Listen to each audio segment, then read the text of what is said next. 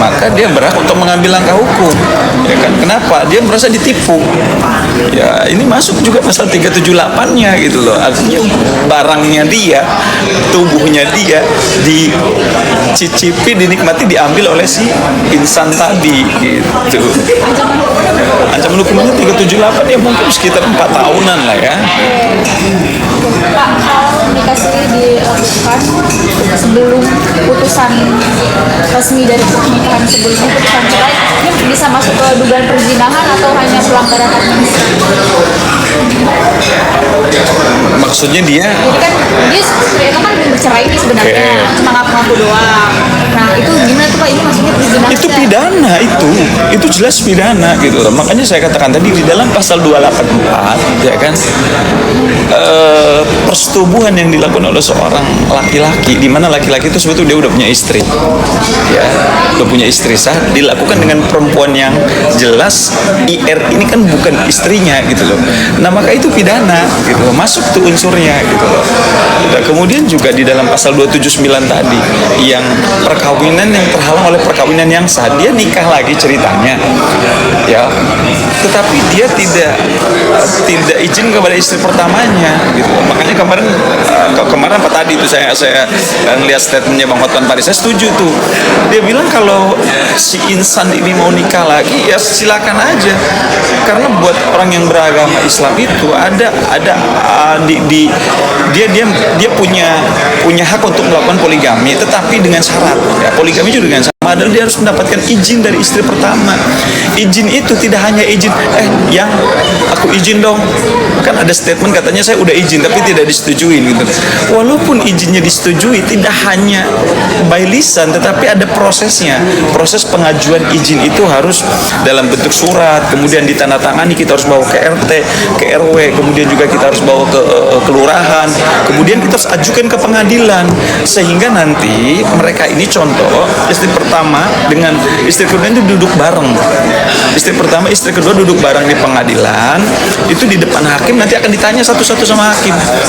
Benar nggak Anda siap untuk dipoligami? Benar nggak Anda akan dipoligami? Kenapa Anda mau dipoligami? Dia harus bisa menjelaskan tuh.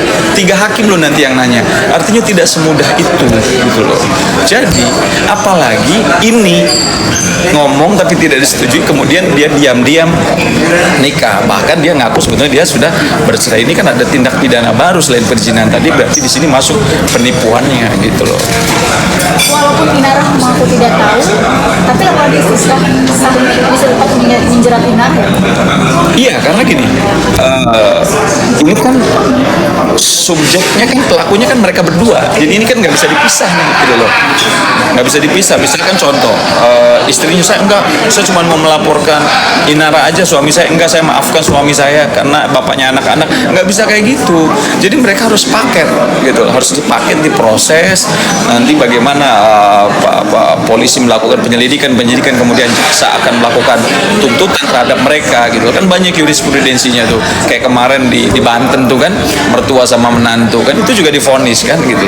Jadi nggak semudah itu, walaupun itu adalah ibunya sendiri ya, walaupun ini adalah suaminya sendiri gitu. Jadi udah banyak jurisprudensinya, dan saya juga mendukung kalau bisa dihukum seberat mungkin para pelaku ini, jangan sampai dinormalisasi gitu loh. Kenapa? Kita melihatnya malu lah gitu, kok banyak banget sih artis yang, ya mohon maaf ya, artis ini kan role model gitu loh. Jadi ini akan diikuti nanti oleh penggemarnya, fansnya gitu loh. Kalau itu dianggap biasa-biasa saja, maka pelaku-pelaku ini apalagi role model harus dihukum seberat-beratnya supaya dia tidak menjadi contoh buat fans-fansnya, buat masyarakat gitu. Istisna ini kan, Istisna mengaku punya bukti CCTV. Dan ketika ditanya ternyata itu CCTV rumah Inara. Gimana Pak caranya bisa dapat CCTV itu? Apakah ini termasuk illegal akses dan bisa dibawa ke ranah pidana?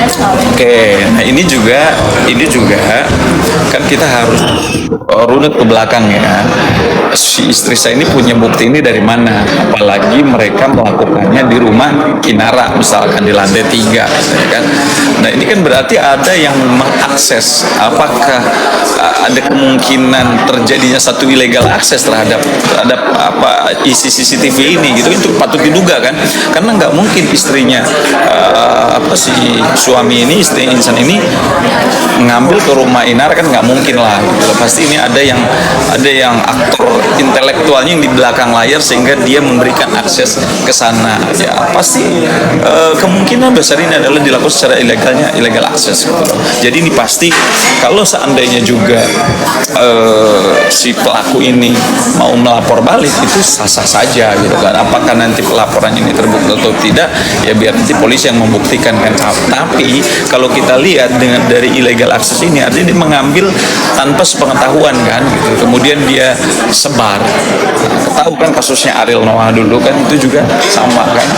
Dia mungkin buat pribadi dia, tapi ternyata ada yang nyebar, itu juga masuk juga pelanggaran terhadap undang-undang pornografi gitu kan. Terus pelanggaran terhadap undang-undang ITE, dia sengaja untuk menyerang, menjelekkan, ya mengupload supaya diketahui oleh halayak gitu. Kayaknya ada dugaan keterlibatan mantan suami yang bisa dibilang tahulah pernah ada di rumah itu sebelumnya. Ada kemungkinan nggak dua-dua ini bisa terlibat juga? Kemungkinan itu kan bisa saja, namanya dia dalamnya dari anak-anak Inara, kemudian juga pasti dia masih komunikasi baik, ya kan, karena mereka kan otomatis kan walaupun mereka status perkawinan berpisah, bercerai, tetapi kan tanggung jawab mereka sebagai orang tua kan tetap melekat pada anak ini kan. Pasti mereka komunikasi untuk bagaimana membesarkan anak, membiayai anak gitu loh. Sebagai orang tua tentunya mereka kompak. Nah, mungkin kemungkinan ini bisa terjadi. Apakah CCTV itu masih bisa connect ke mantan suaminya? Karena kan pasti kan ada email, ya kan, otomatis tuh kalau emailnya nggak dirubah kan pasti.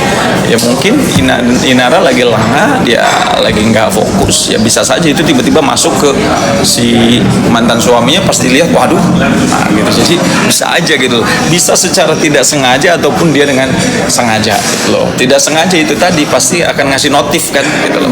Pas dilihat, waduh ternyata menarik nih, wah kau siapa nih, ya kan, muncullah dia pikiran dia kan, wah setahu saya kan Inara kan belum menikah lagi, itu pasti kan dia, makanya kalau nggak salah kan beredar tuh dia ngomong kan, kalau nggak salah dia nge-WA atau apalah ke Inara sendiri kan gitu. Tapi kemungkinan itu bisa terjadi. Apakah dia sengaja atau tidak sengaja kan itu belum tahu, mesti diuji nanti di proses kepolisian.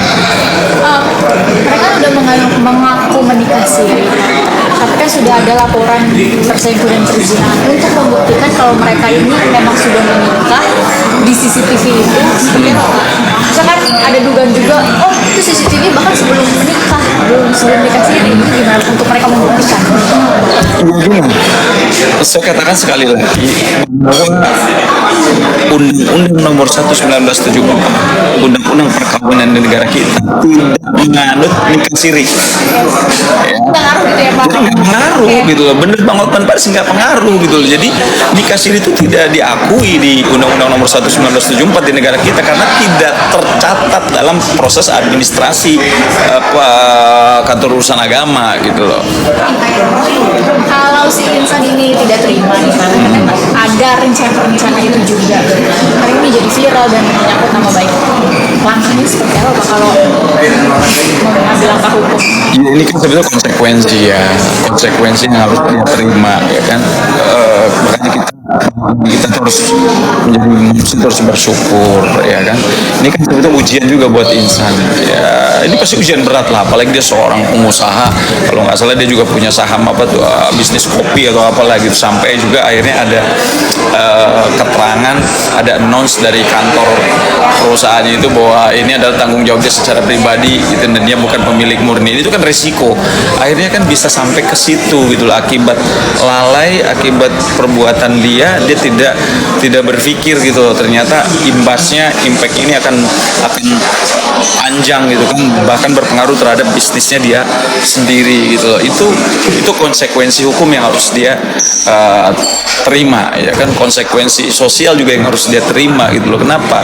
Balik lagi, coba dia sabar, dia yakinkan istri pertamanya untuk meminta izin untuk berpoligami, sampai izin poligaminya turun, putusan pengadilannya turun, baru dia menikah. Itu kan lebih enak gitu, lebih ya jujur gimana sih ya kan, Jangan dia sekarang seolah-olah dia menyesal, tapi lu udah melakukan sesuatu yang mohon maaf seluruh Indonesia tahu saat ini gitu loh. Jadi ya jangan seperti air mata buaya lah, laki-laki itu harus gentle gitu loh.